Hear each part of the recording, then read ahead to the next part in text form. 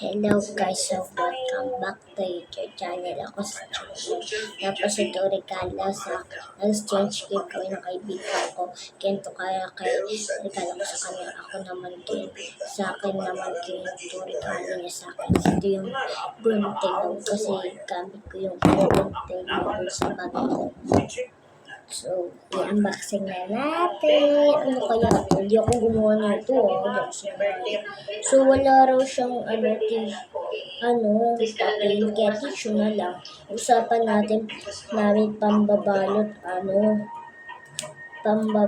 usapan namin pambalot, paper. Sabi niya, okay lang, wag papel, pwede tissue. Pumayag naman ako. Ano kaya ito? Isip ko lipstick ko siya or sana pantos. Lahat po ng mga kaibigan niya, pinunta ko. Kasi wala akong pantos. Sakto lang pasok. Kanina yung papatulogin ako ni mama. Nag-chat siya kanina sa GC kung may pasok. Tapos yung nakaga ako, nagdadasal ako, yung humiki ako na walang pasok. Sabi ko, walang pasok. Tapos taling-taling ako kanina.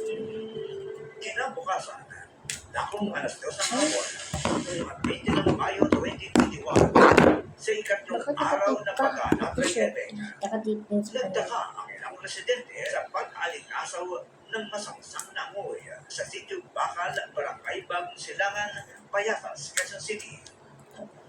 Hindi na kanilang kalaman. Isang krimen ang pilit na itinago sa isang sana pa sa ulang pantas. Nakausap ng ABS-CBN Kaya reporter na si Jeff yun na. Caparaz. Excited na ako. Uy, Reyna, nandito ka. Anong ginagawa mo rito sa lugar na to? Tapos nito po yung baka ko dito. Oh, Tapos pinabayaan ko muna. Buko ako sa Pamangkili. hanggang Tapos bumabay pa ako. dito, hanggang dito. Ano bumaba dyan? Hala, pantas. Tutal na yan. Tapos, Thank you, Lord. Di pantas ang lahat. Salamat po, Papa Jesus. It's a prank. Ako nagbalot nito. Joke lang. Oo, prank. Joke lang, Ako talaga nagbalot.